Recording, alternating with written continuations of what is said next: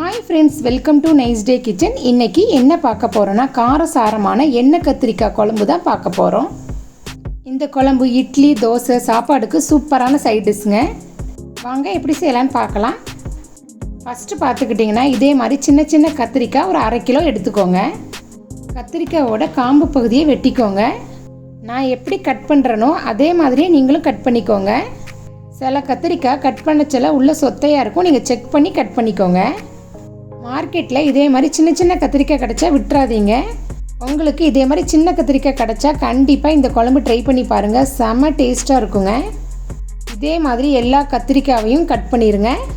அடுத்து பார்த்துக்கிட்டிங்கன்னா 2 பெரிய வெங்காயம், 5 பூண்டு, 2 தக்காளி பழம் எடுத்துக்கோங்க. புளி கொஞ்சம் எடுத்து தண்ணியில் ஊற வச்சுருங்க. ஸ்டவ்வில் பேன் வச்சுக்கோங்க. நல்லா சூடானதுக்கப்புறம் 5 டேபிள் ஸ்பூன் நல்லெண்ணெய் போட்டுக்கோங்க. இந்த குழம்புக்கு நல்லெண்ணெய் போட்டால் தான் ரொம்ப டேஸ்ட்டாக இருக்குங்க. அடுத்து பார்த்துக்கிட்டிங்கன்னா கட் பண்ணி வச்ச கத்திரிக்காய் எல்லாம் போட்டுடலாம். கத்திரிக்காயை நல்லா வதக்கிடுங்க. 1/2 டீஸ்பூன் உப்பு போட்டுக்கோங்க. 1/2 டீஸ்பூன் மிளகாத்தூள். அடுப்பை கம்மியாக வச்சு நல்லா மிக்ஸ் பண்ணி விடுங்க. எதுக்காக உப்பு காரம் போடுறோம்னா அப்போ தான் கத்திரிக்காய்க்குள்ளே நல்ல உப்பு காரம்லாம் ஊறி இருக்குங்க. கத்திரிக்காய் நல்லா கலர் சேஞ்ச் ஆகிடுச்சு. கத்திரிக்காய் ஓரளவு நல்லா வெந்துருச்சு பாருங்கள். கத்திரிக்காயை தனியாக எடுத்து வச்சுருங்க. ஸ்டவ்வில் பேன் வச்சு கொஞ்சம் எண்ணெய் ஊற்றிக்கலாம். எண்ணெய் சூடானதுக்கப்புறம் வெங்காயம், பூண்டு போட்டு நல்லா வதக்கிடுங்க. வெங்காயம் நல்லா வதங்கிடுச்சுங்க. கட் பண்ண தக்காளியை போட்டுடலாம். தக்காளி நல்லா வதக்கினதுக்கப்புறம் 1/2 டீஸ்பூன் மிளகு போட்டுக்கோங்க. 1/2 டீஸ்பூன் ஜீரகம், 1/4 டீஸ்பூன் வெந்தயம் எல்லாத்தையும் நல்லா மிக்ஸ் பண்ணுங்கள். 4 காஷ்மீரி சில்லி மிளகாய் போட்டுக்கோங்க. காஷ்மீரி சில்லி காரம் கம்மியாக தான் இருக்கும், ஆனால் குழம்பு நல்லா ரெட்டாக இருக்கும். 2 துண்டு தேங்காய் பொடியாக கட் பண்ணது அதையும் போட்டுடலாம். நல்லா மிக்ஸ் பண்ணிடுங்க. நல்லா வதங்கினதுக்கப்புறம் ஸ்டவ் ஆஃப் பண்ணிடலாம். இதை நல்லா ஆற வைங்க. ஆறிடுச்சுங்க. மிக்ஸி ஜாரில் மாற்றி கொஞ்சம் தண்ணி ஊற்றி நல்லா பேஸ்ட்டாக அரைச்சிருங்க.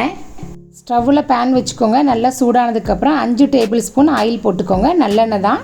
எண்ணெய் நல்லா சூடானதுக்கப்புறம் 1/2 டீஸ்பூன் கடுகு போட்டுக்கலாம். பெரிய வெங்காயம் 1 கட் பண்ணதை போட்டுக்கலாம். கொஞ்சம் கருவேப்பிலையும் போட்டுருங்க. எல்லாத்தையும் நல்லா மிக்ஸ் பண்ணுங்கள். வெங்காயம் நல்லா வதங்கினதுக்கப்புறம் ஒரு தக்காளி பழத்தை கட் பண்ணி அதையும் போட்டுக்கலாம். அடுத்து பார்த்துக்கிட்டிங்கன்னா 1 டீஸ்பூன் சில்லி பவுடர், 2 டீஸ்பூன் தனியா பவுடர், 1/4 டீஸ்பூன் மஞ்சள் தூள் எல்லாத்தையும் போட்டு நல்லா வதக்கிடுங்க. மசாலா நல்லா வதக்கினதுக்கப்புறம் கரைச்சி வச்ச புளியை போட்டுடலாம். புளி நல்லா கொதிச்சதுக்கப்புறம் அரைச்சி வச்ச தேங்காவையும் போட்டுருங்க. மிக்ஸி ஜார் கழுவி அந்த தண்ணியை அதில் ஊற்றிடலாம். நல்லா மிக்ஸ் பண்ணி விட்டுருங்க. குழம்புக்கு உப்பு பத்தலை, அதனால் கொஞ்சம் போட்டுக்கலாம். குழம்பு நல்லா கொதிச்சதுக்கப்புறம் கத்திரிக்காயெல்லாம் போட்டுடலாம். நல்லா மிக்ஸ் பண்ணி விட்டுருங்க. லாஸ்ட்டாக கொத்தமல்லி இலை போட்டுக்கோங்க. அடுப்பை கம்மி பண்ணி வச்சு மூடி போட்டு க்ளோஸ் பண்ணிடுங்க. ஒரு 2 நிமிஷம் நல்லா வேகட்டும். ஓப்பன் பண்ணி பார்க்கலாம். குழம்பு ரெடி ஆயிடுச்சு. குழம்பு நல்லா எண்ணெய் பிரிஞ்சு கத்திரிக்காயெல்லாம் சூப்பராக வெந்துருச்சு பாருங்கள். எப்போவும் சாம்பார், ரசம் வைக்கிறதுக்கு ஒரு நாள் இதே மாதிரி ட்ரை பண்ணி பாருங்கள். சூப்பர் டேஸ்ட்டாக இருக்குங்க. இதே மாதிரி சின்ன சின்ன கத்திரிக்காய் கிடச்சா விடாதீங்க. இந்த குழம்பு உடனே செஞ்சு சாப்பிட்றதோட அடுத்த நாள் வச்சு சாப்பிடுங்க, சூப்பராக இருக்கும்.